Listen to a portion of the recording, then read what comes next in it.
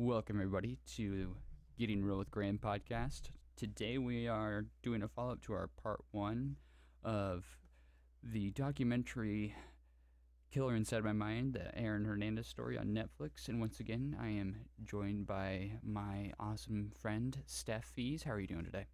Good. It's a little bit drowsy outside, but Drowsy, dreary, dreary, murky. foggy, rainy. You ever seen Harry Potter? No. Get out of here. Deadass. You've never seen Harry Potter? No. Or Star Wars. Star Trek? No. Lord of the Rings? No. Okay, this podcast is over. All right, everybody, have a good rest of your day. I'm heading out. I'm just kidding with y'all. Sorry, I'm a little loud on my butt. Okay, so I just want to do a very brief follow-up of Aaron Hernandez. We know that he was born in, I believe it was November 7th in Bristol, Connecticut in 1989. He eventually passed away in April 19th, 2017, because I remember my birthday was 2 days before that, and guy was taken away. He was casting a shadow on my birthday. I'm like, dude, 17th, it's like the 25th is like my birthday week, dude, bro. Chill. Well, I mean, like, mine's 4 days before yours, so Yeah. We don't want to cast no shade, but hey, what are you going to do? whatever. So, just how we got to where we are, we basically covered his story through early life. Parents fought a lot.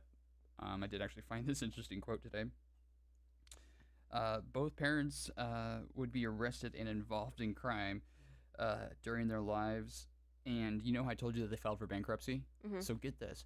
They actually, they got married in 1986. I'm sorry, 1986.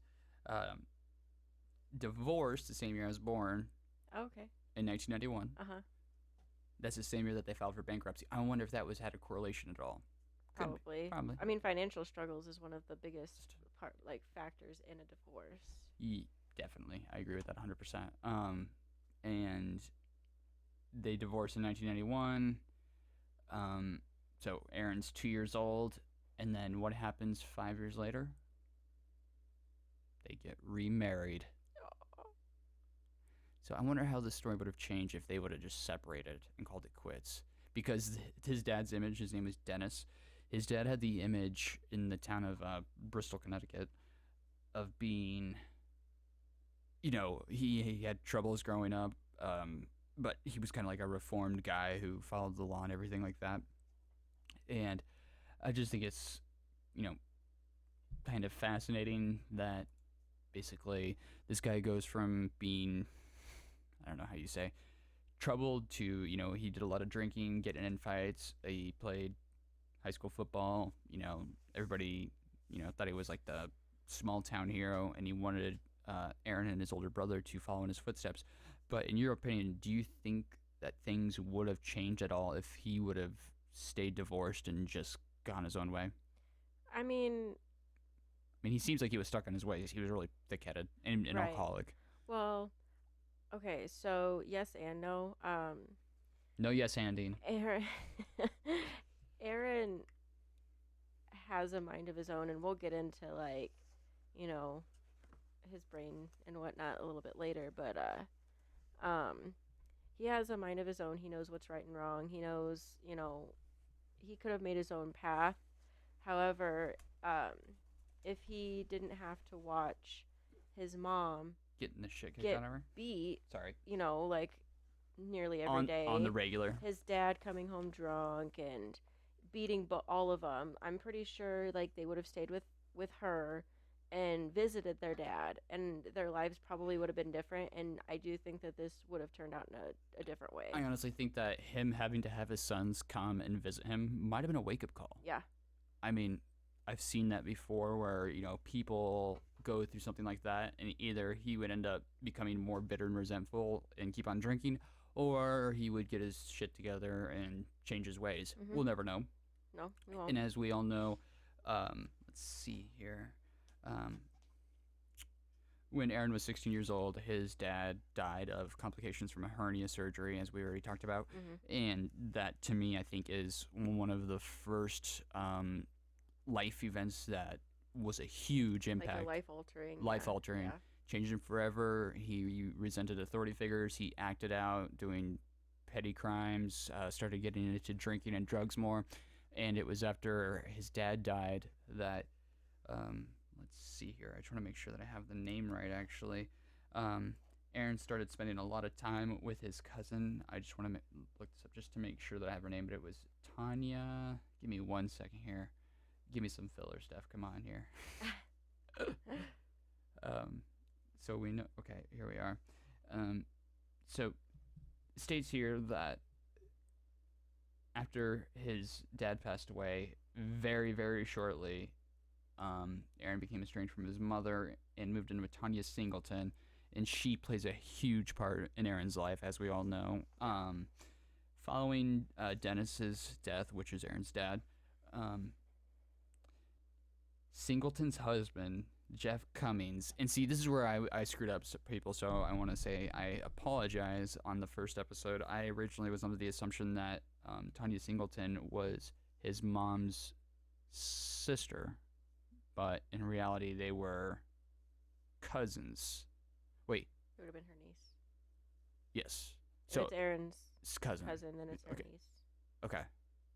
So Tanya's husband, Jeff, had been so this is what I want to know, how long this had been happening. That Tanya Singleton's husband, Jeff Cummings, had been having an extramarital affair. After the affair became public, Singleton and Cummings divorced, and Cummings moved in with Terry. This enraged Hernandez. This, I think, might be the second major life. It could have been yeah. I think that set him to be stuck in his ways of really Like, being, who can I trust? who can I trust? Who am I supposed to look up to? Who's going to screw me over next? Yeah. And I think that's when, as we saw in the documentary, that when he's talking to his mom, like, that is heartbreaking, though. I mean, I think she was a teacher at the school, and like she brings him up to talk to all the kids, like, right before the Super Bowl. Mm-hmm. Might have been after, but I think it was before. But they were just all chanting and cheering for Aaron and stuff like that. But like, you can tell Aaron's there. It's just like when he's by his mom, there's like that real, like, Good cut the tension with a knife. a butter knife, like warm melted butter on a fat stack of flapjacks. So anyway, though, that to me, though, after, even being that young, the tension of his, first off, the parents fighting constantly, the divorce, getting remarried, the spousal violence, and then, the drinking and stuff like that. I do think that his mom having the affair with, I don't know what you would call your cousin's husband. Cousin's husband, I guess. I mean, Yeah. It's not like your cousin-in-law, right? No. Yeah. Just yeah. Yeah. Cousin's husband. So I think that was one of those major impacts. And so from there, we kind of followed him. He set all these amazing records in high school.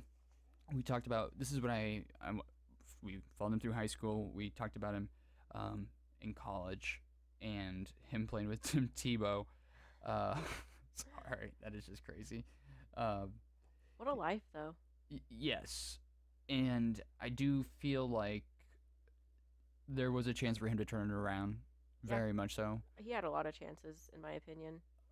A lot. I mean, he had everything going for him. More than what most people were ever given. I mean, being an American who has a God-given talent to play football, which is, in my opinion, like, America's favorite pastime. They all say it's baseball. Baseball I completely disagree with. It's too boring. I mean, anyway, it's that's too not long. what we're here for. No, I know, but I'm just saying, we can riff a little bit, but I do think, though, that it can get stale. It can. It really, I mean, but at the same time, it's just like, you set all these high school records, you're committed to, First it was Connecticut. Yeah, and then you go to Florida, and it's like you have these two colleges wanting you. Yes. And then you play for the frickin' Patriots. But we don't even know how many other colleges were trying to recruit him. Yeah. Right. No, for sure. But my thing is, though, is he went early. Yeah. He wasn't even 18. He was 17. Uh-huh. So basically, people, in this episode, we kind of really want to follow up with touching base on the trial, the CTE, what that really could have done, and I mean the impact that it played on his life, because unfortunately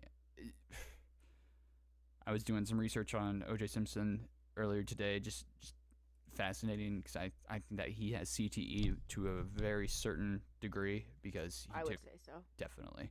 I was actually checking out his book, If I Did It, and it's just crazy how Well, I mean, I feel like any professional football player that started playing, young, young, younger and they're older now, getting closer to retirement, I feel like a lot of them are at risk for CTE just because of the fact that they didn't have the technology back then to be able to safely make the helmets and, you know, see even a minor concussion like they do now. Like football helmets today are completely different, way and better than the what they were. design, yeah, the design is different, and you know, the way that it protects your brain and your neck and everything in an impact is complete. I think that, while we still may have problems with CTE,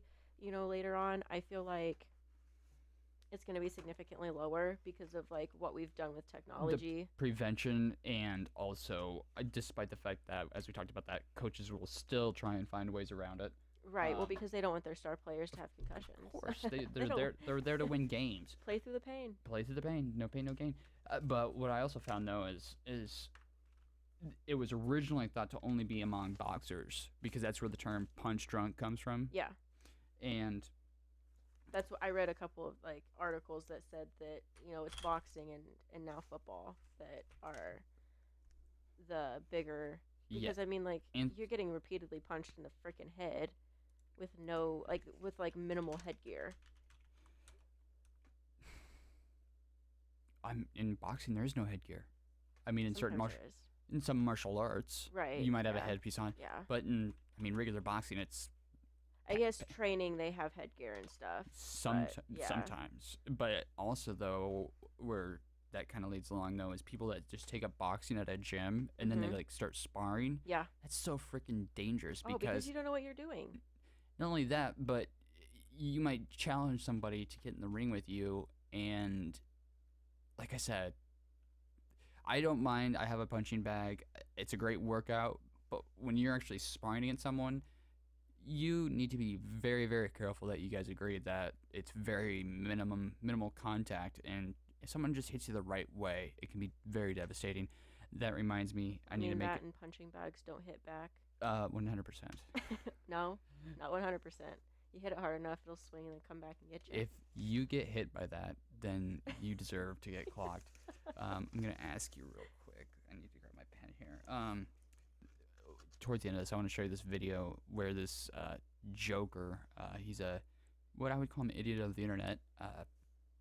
It's a new term that I coined for my show called The Daily Gram. But there's this kid who calls up Deontay Wilder, who I believe is the heavyweight champion of the world, and he talks a bunch of shit to him on the phone.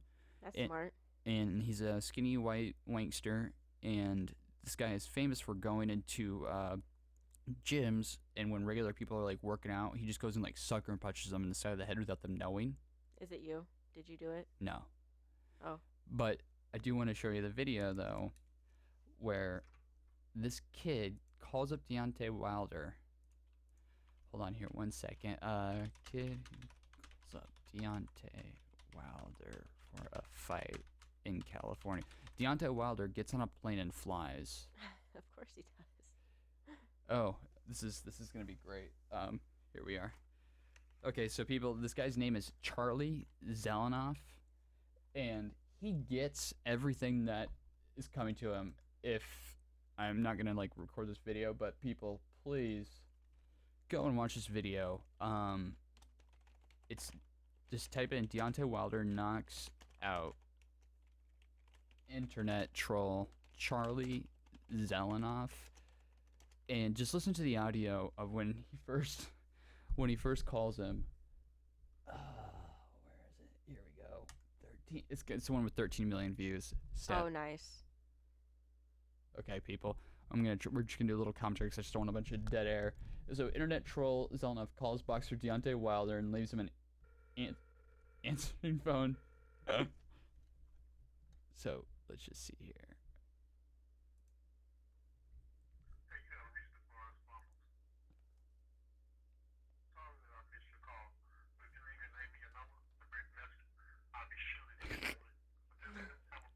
Hey, listen how he talks too.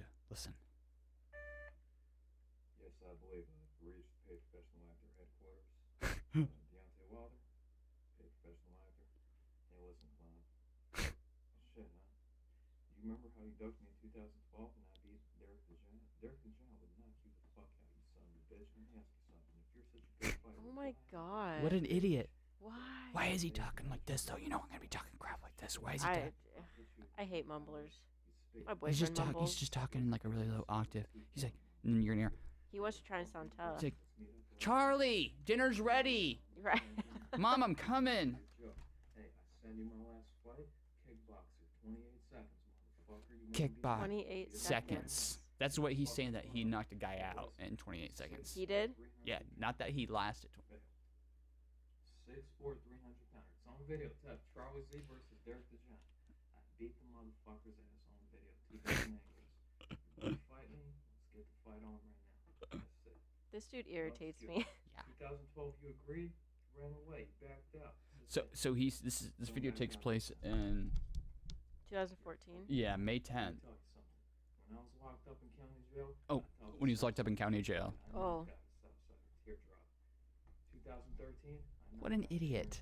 I hate people like this. But he literally he makes videos of him going into gyms and like just start suckering punching people. Like they don't even know what's going. They didn't agree to a fight. Dude, if he came in and sucker punched me, I would go off. Like, I'm little, but Who does that? Him. Deontay Wilder accepted his challenge and met him in a Los Angeles gym. dude, This is guy's great. Not, This- he doesn't know what's about to hit him, literally. Oh shit. Wait. Why is he running away? 28 seconds. I thought it was 28 seconds. Wait. So no, that Charlie guy was talking smack about Deontay's daughter, like his young. You don't want to do that. All right, so Deontay Wilder literally just wiped the floor with him, and now he's on the ground. And this Charlie guy calls him a racial slur too.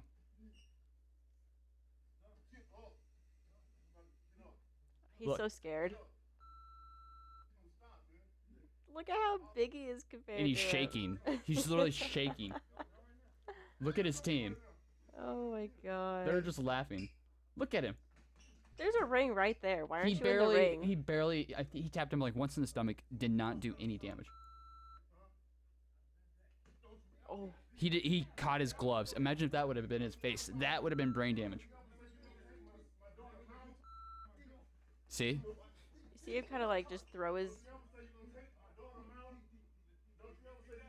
See, he deserves. So, I saw this video I watched it with another girl, and that wasn't the whole thing.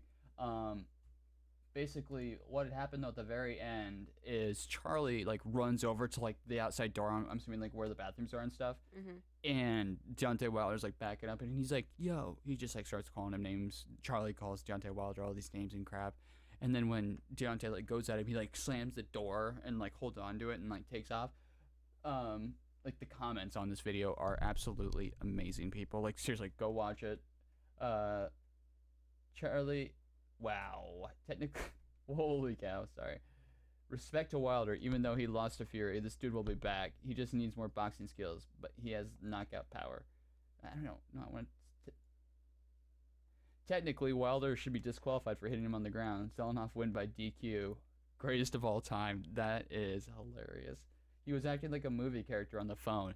Yeah, that's what it was, wasn't it? Yeah. Like, literally. But no, like, when I was explaining this video to a girl, This should happen to every internet tough guy. Oh, yeah, it definitely should. But I was explaining it to somebody, and they didn't know, like, the whole story. They're like, this is bad. This guy's, like, a professional boxer. And I'm like, no. if you watch just this video, you can be like, oh, like this was not cool. Deontay Wilder. I'm like, no. You don't know the whole backstory. Like this Right. guy is an internet troll. He makes videos going into gyms and sucker punching people without them like agreeing or knowing what's going on. That's how people get brain damage. Like, Yeah. excuse me. And that's why I think like you said, boxing, football, and even like I guess it's pretty prominent in like soccer, where people are getting the and ball like kicked in the lacrosse headbutt. and- Yeah. Yes. Yeah. To not get too off topic, but I saw this football league, and I'm not sure what it was called, but when you watch the football, you think people are just playing flag football. Mhm. No. It's like the league, it's like semi-pro football, but they don't wear pads or a helmet. Can you imagine the brain damage that has? Yeah. Like, Well, there's also the XFL. so no, it's not the And- XFL. Right, but like the XFL doesn't have to follow NFL like guidelines and rules. Therefore, Head- they just beat the hell out of each other, dude. Like, It's scary. I mean, they play actual football. No, I know. But their tackles are Like they can relate. disgusting. Oh yeah. Oh yeah. Wow. So the other thing that I want to talk about though is, I mean, we obviously know that Aaron had CTE, but what I also want to talk about was the fact that Aaron, when we covered Alexander Bradley, and the fact that Aaron tried killing him by shooting him in the face when he was taking a nap, and to What a me, wake up call. so, but this is why I wanted to wait till today to talk this over with you. So, we know that Aaron probably was suffering from CTE because he played college ball, high school, like pee wee ball, Elementary, yeah. elementary. But what I found very fascinating though was that when you go and you look at it right here. So I'm not good at saying the name, but it's chronic traumatic encephalopathy. Did I say that right? I think so. Chronic AKA CTE. Encephalopathy, whatever. But when you go down here to signs and symptoms, this was a red flag to me, like right off the get-go. All right, people, I know this is Wikipedia, but I'm also on Concussion Legacy Foundation, also on memory.ucsf.edu. I have the Mayo Clinic and turn Gooden your Center. head a little bit. Sorry. No, you're fine. I have the Mayo Clinic, and then I also have like a treatment services page on how connected are football, concussion, and mental health issues. So Go ahead, dive into one, whatever you want to do. let's see here. We'll do the Mayo Clinic first. Okay. So like some of the symptoms that are on here is like difficulty thinking, cognitive impairment, impulsive behavior, depression, short-term memory loss, difficulty planning and carrying out tasks, emotional instability, substance misuse, suicidal thoughts or behavior. Do you have paranoia in there? I don't have paranoia, but I mean emotional instability. That, I mean, could easily tie into On this one, I have there's confusion, impaired judgment, aggression, dementia, and that's on the other site. And I mean, like, what's sad is the headline picture for how connected are football, concussions, and mental health issues what's are little peewee kids playing football in Broncos, go Broncos, Broncos uniforms. so what about And the a Pee Wee kid laying kids? on the ground. So That's- elaborate on that. So you said that there is a direct correlation from kids starting at the Pee Wee level. Yeah, what I was reading was actually that CTE is less common if you start playing in like high school and college, Okay. because your brain is more developed and you're stronger pretty much. So you can hit um, harder. Yeah, but you haven't. It's not found in later, like head injuries. It's those So you're early ones. It's the early ones that accumulate. Yeah, May not even be like an accumulation, but And it then- stems from the. Sorry, it stems from the early. I got too excited. What am I gonna do? But you're saying that it stems from the ones that would happen in elementary, middle school, School, and high then it school, just worsens because your brain is already damaged from the early life traumas of getting hit, and these little kids thinking that, they're playing this full contact sport, and so it's those smaller injuries from before that just worsen over time, and like it's caused by repeated traumatic injuries. um So it's exponential damage, basically, or like yeah, it compounds itself. yeah. Like Well, and like Aaron's brain, that it was bad. bad. It was bad. So what I'm gonna do is I'm gonna pull this up on the Raspberry Pi here. What I found very fascinating though is there's two things that I want to talk about. Is um,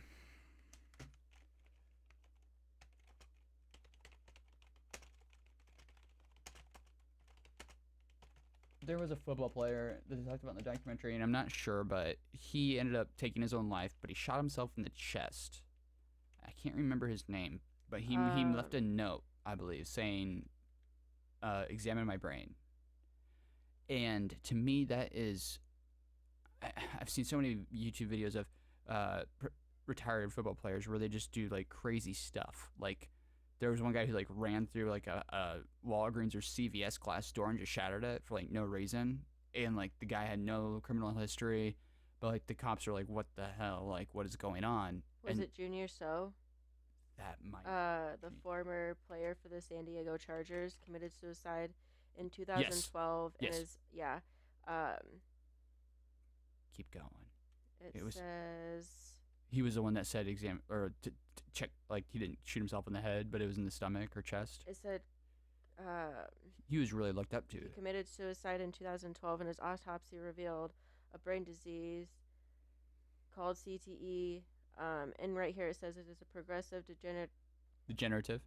brain disease that has been found in a large number of former NFL players and boxers. CTE is caused by repetitive brain trauma, including concussions, which could begin to trigger progressive. God, sorry, my computer freaked out. No, you're fine. It says, unfortunately, because of the effects of CTE, suicide could have been directly related to the concussions he experienced while playing football. His is not an isolated incident. Former Philadelphia Eagles star Andre Waters committed suicide in 2006 at the age of 44. His brain damage resembled an 85-year-old man with Alzheimer's. That might have been the one that I was thinking about. Yeah. Did it say how he committed suicide? No. No. Okay. So this is what I was actually looking at. So right now, as we said, please go watch the documentary on Netflix. It's a 3-parter, so it's like, I don't know, It goes by so fast. it though. does. It does. And they probably could have trimmed it. I don't know. Like some things that Netflix puts out, I get it. Like right now is the time to just be pumping the content out because so many people are quarantined. You know what I mean? I Like didn't know that was gonna happen. no, what I'm saying, like you see that though. Like a lot of, I mean, like right now, I mean, people like this is just for fun, but I mean, I love making videos and putting them out there. But like, this quarantine could be the next. Like people say, the market's already saturated, but I think like people are gonna be stuck at home if they're not able to work. It's like, oh, let's start a live stream. Let's start a podcast. But no, Hint, hint. hint, hint, hint, hint. So anyway, though, Don't worry, we're social distancing. He's across from me. no, like 6 or 7 feet. Come here, let's get close. No. Kidding. Anyway, so the documentary did like put some really kind of like page 6 like gossipy kind of things in there, as we talked about like the homosexuality. Like I get where you were coming from and saying like I don't think you said that you didn't think that they really needed to do that, but to me, I think they did because that played a huge role. Because I talked about this at length on the last episode, but I think though, besides the CTE, which obviously was a huge impact, and he was smoking loads of marijuana, cannabis, Which I don't have an issue with But- if it's every once in a while.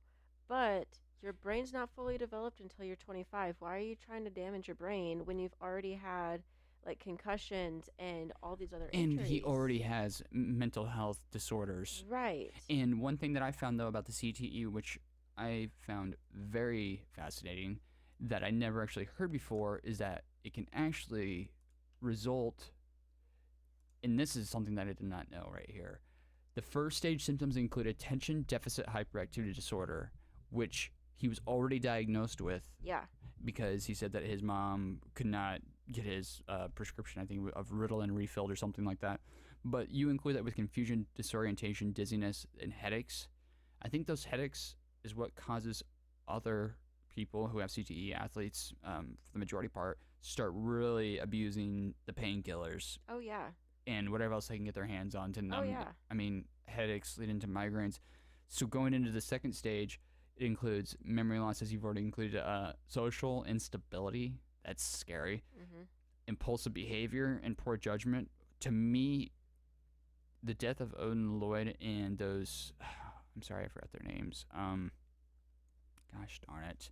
Sorry, people. I don't want to not say their names because they deserve to be mentioned here. Basically, though, with the heavy use, because he said that he was smoking heavily. Like, he failed tons of drug tests, right? For the Patriots? Yeah. Oh yeah. So to me, I get it. I know there's professional athletes who use cannabis because like it helps with like pain and stuff like that. But normally they don't already have underlying pre-existing conditions where the cannabis could exacerbate it. I mean, we both agree that cannabis, if someone's not mentally stable or in the right frame of mind, that it can cause adverse reactions, right? Oh yeah. I mean, it can cause panic attacks. It can cause, all sorts of stuff. And while I'm a huge advocate for it, it should be legal. But It can help a lot of things. It needs to be regulated, It though. does. It does. And I don't have an issue with people smoking every now and again or whatever. But as long as it's not like an everyday thing, especially before the age of 25, Yeah, it's because got- it can damage your brain. Drinking damages your brain. Drinking's worse for you than marijuana is. But the thing is, though, is it's that social stigma. You know what I mean? I don't give a hell what it is. No, I know, but I'm just it's saying though. like, but I'm just saying that. It but, is. It but, completely is. But here's the thing, though, 100%. is in some places though where young kids are, like I know in like Europe though, like with the drinking, like it's not like as taboo or stigmatized. So like, kids can start having a drink or two, but they're not going out and getting blackout drunk, really. Right. And I mean, like here in America, you can drink at with parent consent on their property. Are you sure? 100%. I Seriously. I don't believe that, but I'm gonna look it up. So it's kids can at home or just with their parents' consent, like at a bar. At home.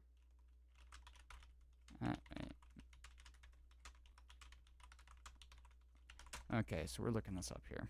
And oh wait, states like Texas and 7 other states, according to Procon, allow minors to drink in places that are licensed to sell alcohol. Oh God, bless you. Wow, I did not know that. Wow, I feel like a dummy. Yeah, as long as as long as they're not getting blackout drunk, like obviously, but in Europe, I believe it is, kids are allowed to have like a glass of wine at dinner with their parents. That I know of. And then I think they actually just increased the drinking age. I'm not real familiar with European laws, but when I went there, I think it was like 16. A few places might have been 14. I'm not sure. Yeah, I know it was 15 when I went there, and I looked like I was 12. So, but I wasn't See, drinking. this says right here, at least 37 states have some exception in their drinking laws that allow underage people to drink at home within the company of family members or parent and guardian. Some states make exceptions for minors, for when minors may consume alcohol. So. Whoa, this is crazy. So on private, okay, this is kind of confusing. So 8 exceptions to the minimum legal drinking age, MLDA of 21. It says on private okay, so like your residence or like some places, because it just says on private non-alcohol selling premises with parental consent in 29 states. You're right. Yeah. And then on private non-alcohol selling premises without parental consent. Whoa. Example: private home, private office, or private property without parental consent or presence. Someone told me this before, and I thought it was BS. Louisiana, Nebraska, Nevada, New Jersey, Oklahoma, and South Carolina. So that means, like, if you're home, I mean, as If long you're as you. home, I mean, like, But you can't go and get like obliterated. Like if you go out in public, then you're gonna be in trouble. yeah, Right. then you get an MIP. Like that's where kids Even get in if you trouble. don't have any alcohol on you, it's because you're intoxicated, so it's in your blood, so that's possession. Yeah, like that's where kids get in trouble and get MIPs and um, whatnot. Like when they're at the lake at bonfires with their friends, it's not private Because it's not property. their, It's public property. or even if they're at someone else's house, right? Because it's not their private property. That's how I'm interpreting this. I know that in Texas, I think Oh, wait. it is because that's where my parents live. If I know some parents will not allow their kids' friends to drink at their house if they have not spoken To the parents. to their parents. It's, yeah, parents So of if one child speaking with another. If the parents are sending their kids off to another parent's house and those parents let their kids have like one or two beers The or other whatever parents at had to have home, had Yep. known. Yep. That way, if the cops show up, that parent can say, No, I gave them I gave them permission for my to kid. drink over there. Okay. Or, nope, this parent gave this kid permission. I talked to them, when they got here. I did not let them have anything to drink. Or, hey, this kid showed up to my house drunk. I was just not letting them leave because that's not safe type Yeah. of thing. You know what I No, mean? I understand completely. So my thing though is wow. I'm looking at pictures of his brain. Holy cow, that is. Yeah, the images of his brain are scary. Like, look at this one right here. So that is crazy though. But no, like you said though, I get it. Nothing really should be before the age of 25 because your brain has not fully developed. Correct. And like you said, no, I mean I agree 100%. So like the documentary though, it did include some really insatiable bits of stuff like that. But to me, I think the CTE, his past behavior with his high school buddy that like to what did they term it as? Horse around. Yeah. Horsing around. Sorry, I was looking at pictures of his brain looks like scan. His brain is smaller because it didn't develop all the way. Which makes sense. It just looks crazy. dried out and just. Okay, so.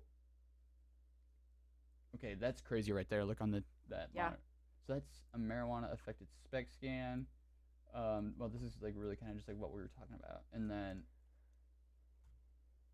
I'm trying to find his brain image. What I find crazy though is like on some of those brain pictures, it looks like a skull, kind of like when you see like the holes in it. Yeah. Do you know what I'm saying? Yeah. Jesus. So, to me though, this is all kind of wraps up to me. Like I'm trying to like get to the point here, basically. But why did he? Okay, the two guys that he killed. Okay. That to me was something that he was slighted. He was probably drinking whatever drugs he was on. We don't know. He took it as like a personal affront. Like I said, somebody accidentally spills his drink on you on a dance floor. Shit happens. Like Right. Drinks get spilled on people all the time, and they don't get so incensed and enraged that they have their friend, associate, hired helper, Alexander Bradley, go and pull the car up and follow them or whatever. Those two gentlemen that died, I don't like to just call them people. It was Daniel Jorge Carrera de Brera, age 29, and Safiro, I'm going to butcher this middle name, but it's Teixeira Tejerio Furtado, age 28, both immigrants from Cape Verde and living in Dorchester, were killed by gunshots into their vehicle. To me, that was impulse control, social instability, basically the whole gamut on those symptoms. And, I mean, to me... Well, and when did that movie come out about CTE? That was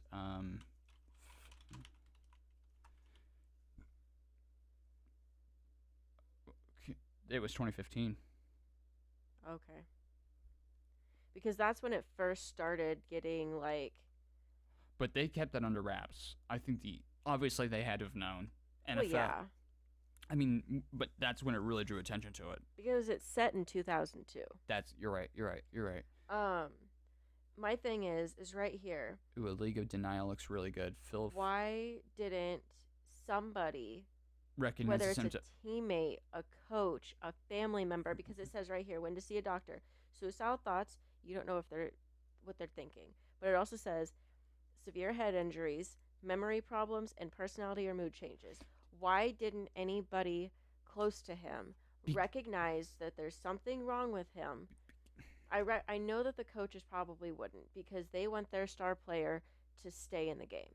And stay on their team. He asked to be transferred or released from his contract. And Yeah, they're like, no. because he felt like he was He's in danger. Of course, Alexander Bradley was after him, which you would be fearful I mean, because and he wanted to move clear across the country. Yes. To a different team. Yes, but no sane coach would do that. But Right. also, though, they should have seen that as signs of, to me, that's extreme paranoia, Oh, yeah. fear. Oh, yeah. They got his own apartment that no one knew about, where he just sat in there and smoked cannabis. Oh, I yeah. mean, whether it was just for cannabis or if he had any guy pals over there, we don't really know, or girlfriends or whatever. Right, but still, it's just like... But to me, though, that signs and symptoms where it goes, the third and fourth stages, which the impulsive behavior, to me, that is why that Boston murder outside that nightclub happened. It was impulsive, he was unstable, he hyperactive. I mean, all those things to me was, we can safely say that he had the condition CTE probably starting in college with the first incident where he fired the gun into that. Yeah, because of how bad his brain was at 27. That leads me to say that it was a condition that probably started. They never reported the bad hits in Pee Wee football or junior high, but we saw the one football hit in high school where he was laid out. Oh, yeah, because he had to be carried off. He had to be carried off. He was limp. To me, that leads me to believe that it was exacerbated by his drug and alcohol. I don't want to just call it alcohol as a drug. So I'm just going to say drug use, the mental disorders that that he had developed from just the nature versus nurture. Obviously, his dad had some behavioral disorders, and then all the home conditions, the environment played a huge impact on that. Mm-hmm. So to me, he was probably at stage 2. We know stage 1 in college. Yeah. But when well, and I mean, like, stage 2 right there is impulsive behavior, poor judgment, instability. The fight with the bartender who just wanted him to pay his tab in college, yeah. and he crushed his eardrum, or made it like explode or whatever. Bursted, yeah. Burst his eardrum, which is one of the most painful things that you can experience. It's horrible. It hurts. It's bad. And then he gets out of that one scot-free. And that silver-haired white male, silver-haired, God, what's the term that they use in crime and sports? Sorry, guys. Shout out to Crime and Sports, Small Town Murder. We love you guys. You talking about the... Oh, wait, no. I'm thinking silver-haired white guy. I was thinking of bewigged douchebags from Small Town Murder. No, this is like whenever like athletes like or stars get in trouble, they have like a silver-haired white guy to like bail them out and make all the trouble go away. I mean, that guy was pressing charges, and then he, the case or the charges get dismissed. They had that lawyer on hire or whatever. Mm-hmm. But my thing is though, that feeling of being like, oh, my actions can always. There's no harm, no foul. Like, I can go and do things that are against the law. Right. I'm a star player. My coaches will take care of me. Correct.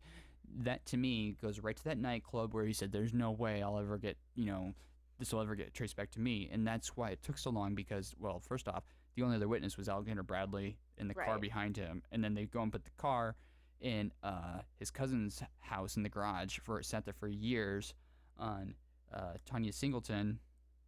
I'm going to make sure that's her name. It is. Yeah. So I understand why that court case dragged on. But to me, all of that wrapped into the fact that I think that Odin Lloyd had walked in on him or saw something, whether it was photos or text, because Odin Lloyd, his girlfriend or his fiance, was basically, her sister was, dating or living with Aaron Hernandez. I think that Odin Lloyd went over there and sold him some cannabis, and basically he saw something or overheard something, because to me it just seems implausible that Aaron's just like, oh, I'm going to go kill this guy some night. I think that Odin had to have, maybe it was his extreme paranoia, because I really don't think Odin Lloyd was the type of guy that would exploit or extort, because right here it even says his name is, I'm going to make sure that I got it right, Brian Murphy. Aaron had told his sports agent that someone was extorting him for lots of money, and it was causing him lots of stress and all this stuff, which to me, I don't think Alexander Bradley was extorting him. You know what I mean? I think Aaron just had to say that, because what I want to know is, you can't just call your sports agent and be like, okay, hey, okay, we're tight, we're making lots of money. I was down in Florida the other night, and I got really paranoid. I was at a late night dance or strip club, and I thought these guys were undercover cops. They were wearing suits. Turns out they probably were just guys wearing suits, getting off with like their white collar job or whatever. But me and my friend, associate, we kind of got a little bit of argument, and then it's like 5 o'clock. We leave, and we're having a great time. I'm a little paranoid. I'm a little on edge, and then I kind of pull up to a stoplight, and I pull out a gun, and my buddy's in the back seat sleeping, and then, things happen. I just kind of shot him in the face, Right. You know how it is. Those things happen, but now he actually is alive, and I'm pretty sure he's out to kill me. So what can we do? You can't really say that. So you got to spin it some way, being like, well, this guy's extorting me. I'm in fear for my life. To me, though, he's already paranoid. All that crazy stuff's going on. And then he's got Alexander Bradley, who has a crew. He's got guns. He has the street cred. Mm-hmm. Aaron had the right to be scared and paranoid. But what I want to know is, what do you think caused him to end Odin Lloyd's life? I thought that... Go ahead, sorry. Honestly, I think it was just his extreme a cocktail of a lot. Everything. I don't think... I've come to the point where I've thought about this since last week. For a long time. I don't think there is one real reason why this happened. I think it's everything. His brain, his mental health, his drug use, his alcohol use, him trying to gain street cred. I don't think it's that per but he se, was trying to act like a gangster. I think possibly, and we don't know how Odin Lloyd was as a person, but what if, his fiance's sister comes, over to her house one day, they're, having some wine, they're hanging out, and, she just, Odin Lloyd's girlfriend happens to say something like, oh yeah, we got in a fight last week, or, who's to say that Aaron doesn't twist some words around in his brain and think that he wasn't being good to her? Who's to say that, like you said, that his girlfriend was like, hey, Odin's been, whatever, doing something with her, or like, maybe you can say something to him, or he just completely takes it out of context. Yeah. Like, girls talk to each other. Yeah. And they want to be involved in each other's drama. So, who's to say that Aaron doesn't pass by, catch just a quick, something completely way out of left field that is not really what it was meant to be. Right. And that's what set him off. Or like you said, he saw something, he heard something, or somebody told him something, or you know what I mean? Like, there's just so much could have happened. We can't place some marker on it, unfortunately. You know what I mean? Like, I would love to be able to get to that direct cause in which his brain hit. Because both people involved in knowing what happened are dead. But those other two guys, though. Yeah, but only they. But they just came along for the right. They weren't. Aaron could have told them something. And they're gonna blame him because they're on the payroll. Yeah. And you were asking. Go ahead. It's like, the only people who truly know what this was about are Aaron and Odin Lloyd. Those are the only two people. And they're both dead. Well, I mean, and God knows too. Yes. And the guy downstairs. Who cares about him? Right. You're right. I don't worry about him. But I know where I'm going. In limbo. No, I'm kidding. But it's just like, you know what I mean? No. Aaron and Odin are the only two that know what actually happened, and so we will never know. It's almost like stranger than fiction. I mean, his lawyer probably knows, but he might not even been completely honest with him, though. Right. I mean, but you were asking, though, why didn't anybody in his tight crew stop and say, let's get you some help? Because here's the Well- deal: you sign a $40 million contract, $42 million contract. Mm-hmm. You're not gonna do anything to what is it? Offend the goose that lays the golden eggs. Do you know what Yeah. I'm saying? Why No, would you yeah, rock for the sure. boat? I Well, mean, because on here it says, anytime a player experiences a concussion, it is best to keep them out of play until he is fully healed to avoid issues God, like like they did second that. impact syndrome. You say to avoid second impact syndrome, Yes. where you would get even a smaller hit and it would compound the first one. Yes. So it's like, and it says this is an illness that develops when a second concussion occurs before the first one is properly healed. Second impact syndrome can be a life-threatening condition, so it is important for players to be cleared by a physician before they return to the game. It can also be helpful for football players to receive testing following every concussion they receive to determine if there has been any damage. So it's just like, and there's an impact test prior to the season. Can serve as a baseline test for an athlete's abilities. If players receive a concussion, they should be removed from play and tested for any damage or changes in their abilities. And then it says new helmet technology, which we already talked about. But it's like, no coach is going to keep their star player out, like off of the field until they're completely healed if it's a major concussion, because There's so much writing on the outcome of the game, unfortunately. You know what I mean? Like, right.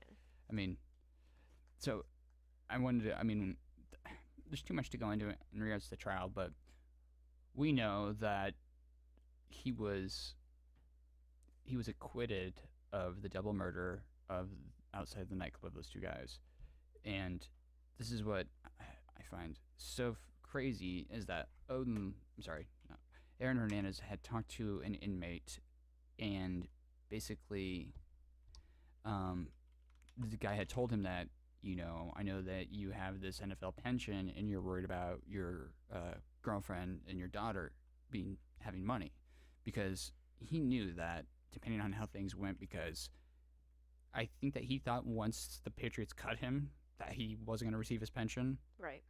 and I think that's so much was going on with that.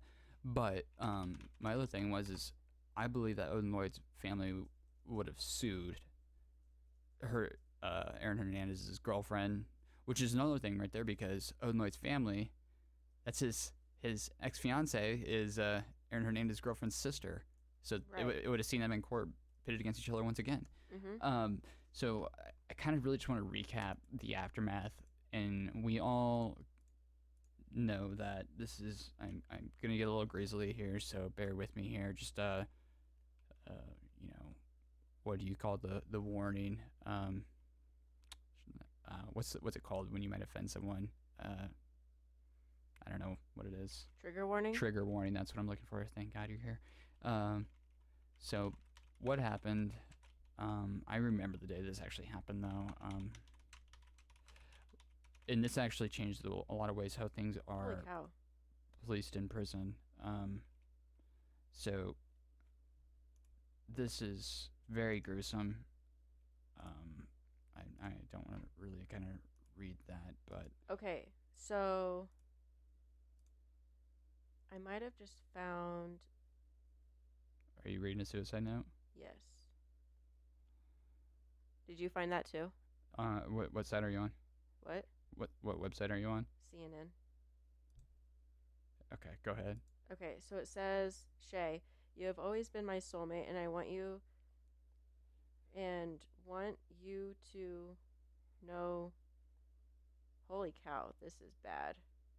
You have always been my soulmate, and I want you to love life and know I'm always with you. I told you what was coming indirectly. I love you so much, and you are an angel. We split into two to come change the world. Your characteristic is that of a true angel and the definition of God's love. Tell my story fully, but never think anything besides how much I love you. This was the Supreme Almighty's plan, not mine. I love you. Let Avi know how much I love her. Look after Jono and Eddie for me. They are my boys. In parentheses, you're rich. I knew I loved you equals Savage Garden. Baez then refers to the third page about Hernandez's mental state, writing the third page of writing sounds like a man who had accept his fate. So it says, not much time, I'm being called, John 3:16. Wow. So and then there's a note to Avi, that's so freaking sad. and then a note to Jose. So I want to know, do you know that right here, I was talking to you about those two guys that were Carlos Ortiz and Ernest Wallace were both found guilty of being accessories to murder after the fact. They each received 4.5 to 7 years in prison. Why wouldn't you just hire professional security guards if you're hiring these two guys who they don't look like they're on the up and up? Why? Trying to get back to your local community where you grew up, or were you just trying to say like, oh, Probably, honestly, I was actually thinking about that after we had talked about it. And what if he just didn't want to look like the he needed publicity? needing two security guards that were.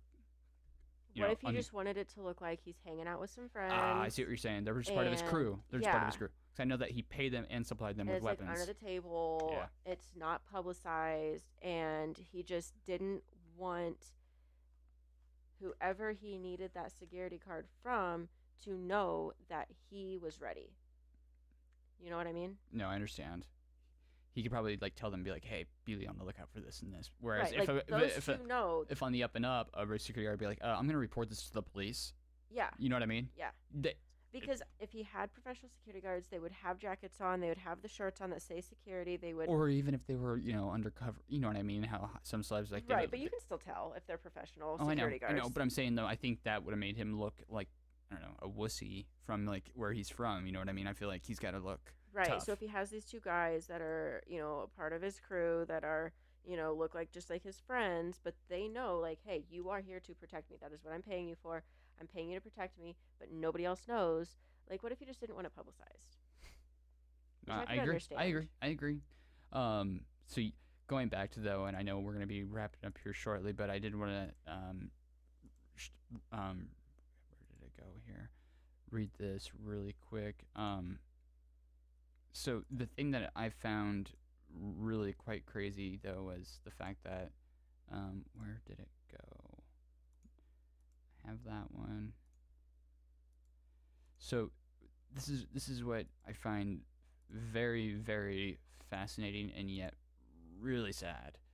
This is just from allthat'sinteresting.com. This is just titled, this paragraph: Killer Inside the Mind of Aaron Hernandez explores the suicide of Aaron Hernandez. Aaron Hernandez's suicide came before the appeal of his conviction was decided. So according to the law in Massachusetts at the time, Hernandez's murder conviction was officially rescinded, a move that sparked considerable pushback from prosecutors and the public. Last year, however, Massachusetts' highest court overturned that anachronistic practice in a ruling from the bench, at which point any rescinded convictions, including Hernandez, were reinstated. And we are pleased, this is a quote right here, we are pleased justice is served in this case, Bristol County District Attorney Thomas M. Quinn III said on Twitter at the time. Twitter, what the heck? Very reliable source. Yeah. Well, I mean, it is. Well, Twitter. Yeah. I mean, honestly, it beats most before. Well, like, because I guess it's direct from place. Like news agencies now are getting their stories from Twitter. Yeah. From you know what I mean?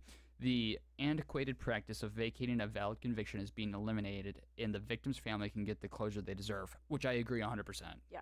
Because that was just some antiquated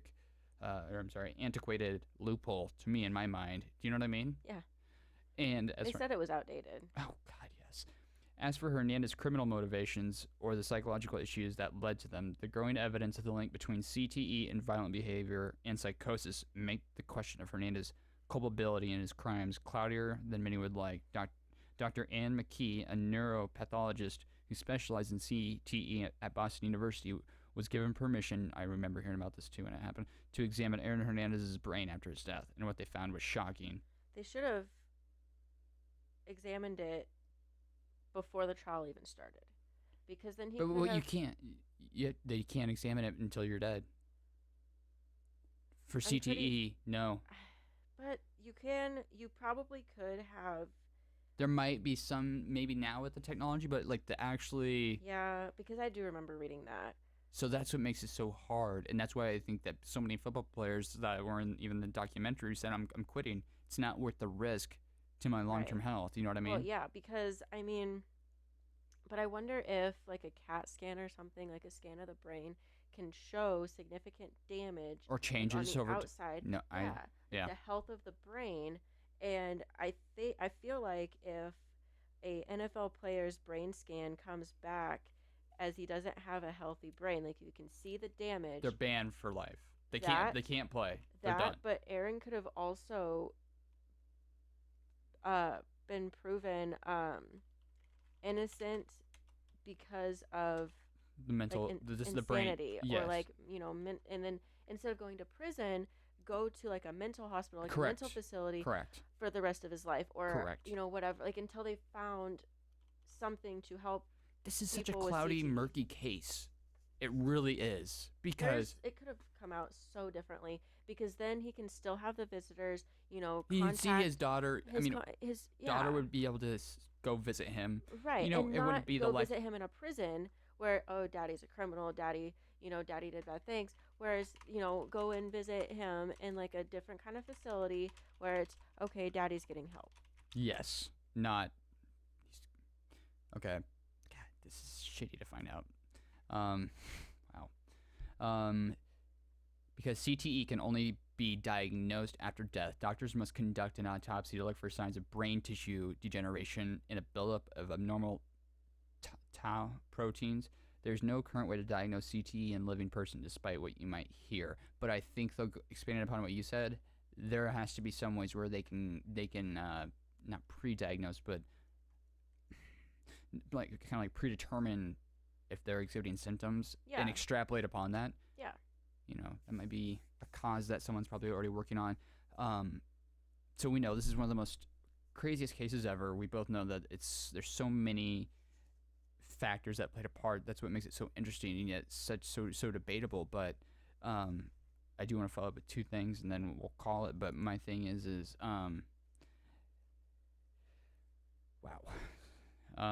wow. Aaron Hernandez ate 20 honey buns one night in jail before guards realized it. I don't know why that was. Just an interesting fact. Yeah, I can eat like one honey bun and I feel like dog crap. Oh, I love honey buns. I do too, but They're so good. okay. So this is what I wanted to talk about, and then we'll. In the hours after Aaron Hernandez committed suicide Wednesday, authorities in Massachusetts said the former Patriots tight end didn't leave any type of note before killing himself. However, after further investigation, it turns out that that's not the case. Worcester County District Attorney Joseph D. Early Jr. revealed last week that Hernandez left 3 suicide notes and a Bible in the prison cell where he was found dead. Yeah. We already covered those. Hernandez was also possibly romantically involved with a male friend before being sent to jail. Newsweek also reported that Lloyd's knowledge of an intimate relationship, in brackets Hernandez, allegedly had with a male former high school classmate, end of quotes. See, like, that's what they talked about in the documentary, but the other thing was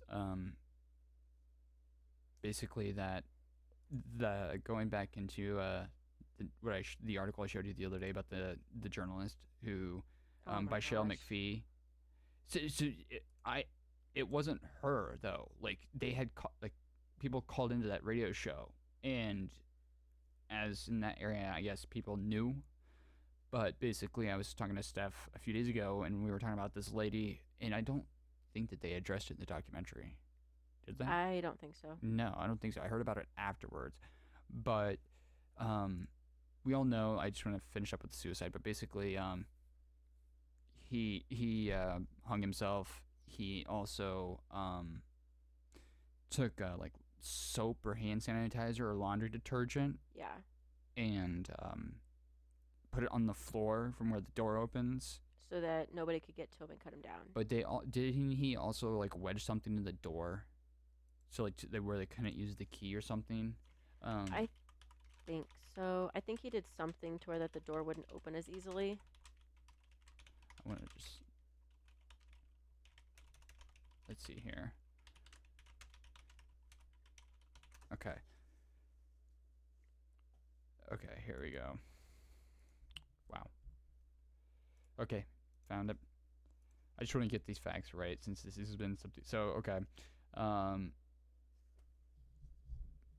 He stuffed cardboard into the tracks Yeah. of his cell door, making it difficult for prison officers to enter and render aid. That was not a new tactic for Hernandez. He had twice previously been disciplined for tampering with the door and covering the entrance, according to the review records at Souza Baranowski Correctional Facility. In addition, Hernandez did not have drugs in his system when he was found naked, hanging from a bed sheet in his prison cell, according to the death investigation from Massachusetts State Police in Worcester County District Attorney. So, I mean, we basically covered that up. And the other thing was, like going on to the aftermath, I thought that this brought a lot of attention to CTE and taking preventative steps. Yeah. I mean, it was huge. I mean, this case alone caused a number of NFL players to retire early. And I mean, basically, and you mentioned the suicide note where to Shania Jenkins, "You're rich." Basically, what that did though is his intentions were that if he killed himself, it would basically negate his conviction to where, since he wasn't a murderer, the Patriots would have to pay out his NFL pension. Yeah. And he shouldn't have put "you're rich" in the suicide note. Probably not. Because I feel like that was a factor in them overturning that law. So, yeah. Hernandez was tried under Massachusetts joint venture law that did not require proof that he pulled the trigger. Two of Hernandez's friends were also at the murder scene. The Commonwealth requires two things. First, the defendant knowingly participated in the commission of this crime, and second, he did so with the intent required to commit the crime. I mean, obviously, he knew that things were not. He said it in the documentary that, "Oh, I'm fine here. Like, I'm more comfortable here than I was at my house," and like it was a small prison cell. Right. Which to me, that says something. Like, so the statute, what that was though, that I mentioned was abatement ab initio, and now I think they've done away with that in Massachusetts. Which they did. Okay. Because of this case. So basically, the aftermath was that, you know, he had the intention that his wife and daughter would be taken care of, but from what I understand, though, is that Odin Lloyd's family then is... I just make sure that I have this right. Are they suing... Is Odin Lloyd's family suing the state? I want to make sure that I have this right.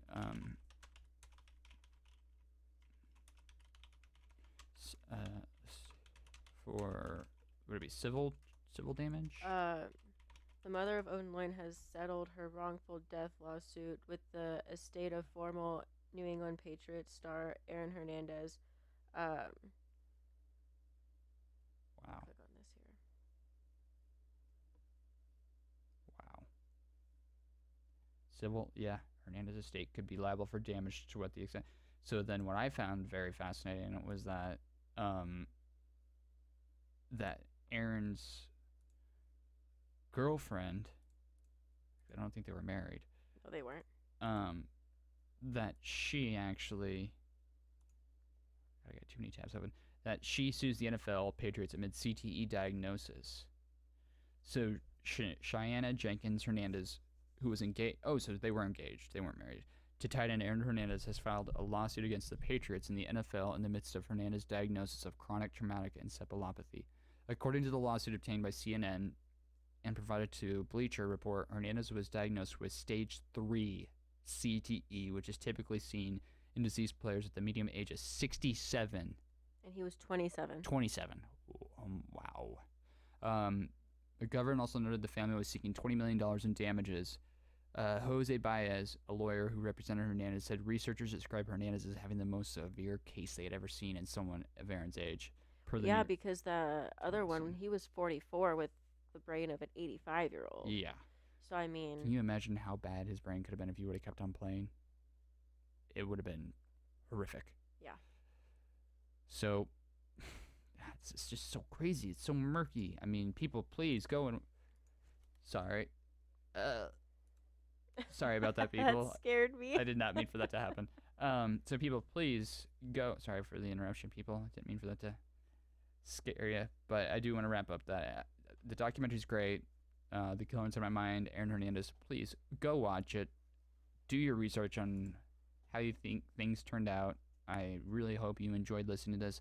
Also, I do want to thank Steph for bearing with me in the technical difficulties. Oh my of god, it was so bad.